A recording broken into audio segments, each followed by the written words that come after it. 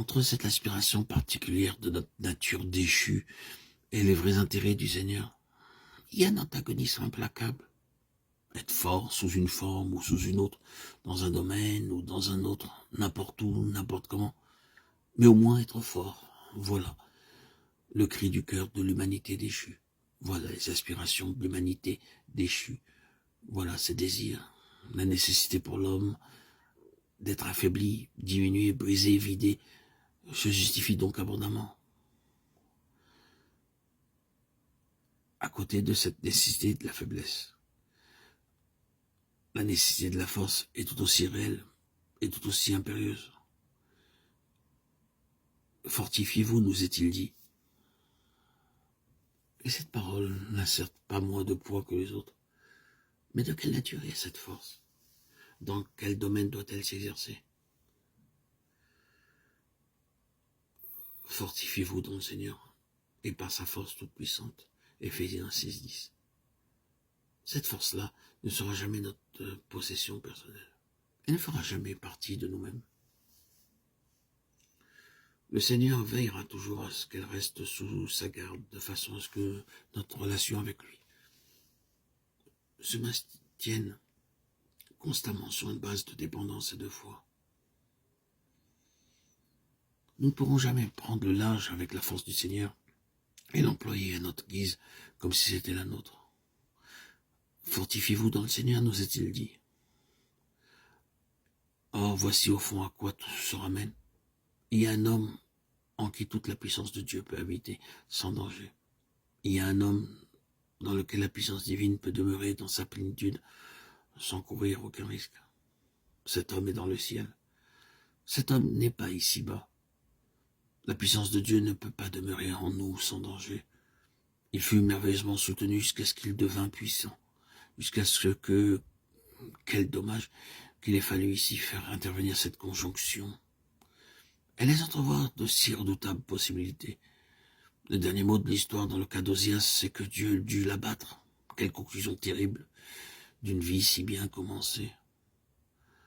La grande leçon à en tirer, c'est que nous ne serions sans péril, sans nous approprier de la force de Dieu. Aussi donc, Dieu a-t-il planté la croix sur ce chemin, pour que nous ne puissions jamais forcer le passage. Dieu ne peut pas permettre une chose comme celle-là. Si nous passons outre, nous serons brisés. Nous nous écraserons contre le grand veto de la croix. Mais Dieu a trouvé un homme. Oh, oui, je sais qu'il est plus qu'un homme, il est Dieu. Il est le Fils de Dieu. Mais ce n'est qu'un des côtés de sa personne. Si nous parlons de l'autre côté, ce n'est pas pour diminuer celui-ci. C'est le Fils de l'homme qui nous intéresse ici. Comme tel, il se présente à nous comme un homme en qui la puissance de Dieu peut habiter dans sa plénitude et sans danger. Cet homme-là n'usera jamais de cette puissance à des fins personnelles. Il ne s'affranchira jamais de sa dépendance du Père. Jamais vous ne verrez le Seigneur Jésus tirer un parti charnel de la puissance qu'il possède. Il n'y a pas trace en lui de cette sournoise activité du moi qui cherche à retirer un avantage personnel de la puissance et de la bénédiction de Dieu. Dans sa nature, cette inclination est absente.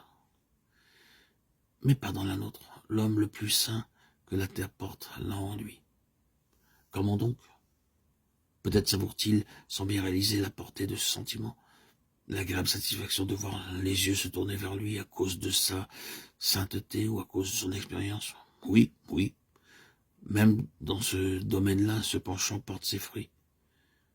Mais voici un homme qui peut avoir toute la puissance de Dieu à sa disposition et chez lequel on ne discerne pas la moindre velléité de détourner cette puissance à son profit. Ainsi peut-elle habiter en lui dans sa plénitude. Voici d'ailleurs quelques références qui établissent clairement qu'à cet égard, il est bien l'homme selon le cœur de Dieu. Vous pourrez chercher les passages si vous voulez. Acte 17:31. Dieu a fixé un jour où il jugera le monde selon la justice par l'homme qu'il a désigné. Mais quel est cet homme? De Timothée 4:8. Désormais la couronne de justice m'est réservée. Le Seigneur, le juste juge, me la donnera dans ce jour-là. Revenons en arrière maintenant, à Romains 2:16. Au jour où, selon mon évangile, Dieu jugera par Jésus-Christ les actions secrètes des hommes. L'homme qu'il a désigné pour juger le monde avec justice le Seigneur, le juste juge en ce jour-là. Quel est ce Seigneur? Ce juste juge? Jésus-Christ, l'homme que Dieu a désigné.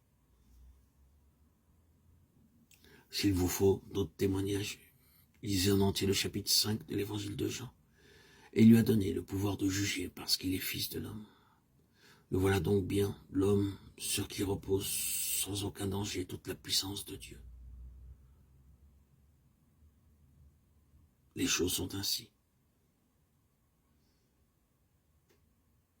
Jésus a été choisi.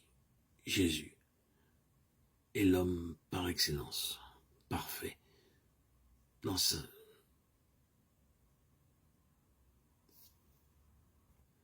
plénitude. Il est l'homme selon le cœur de Dieu. L'homme en qui toute la puissance de Dieu peut habiter sans danger. L'homme dans lequel la puissance divine peut demeurer dans sa plénitude sans aucun risque.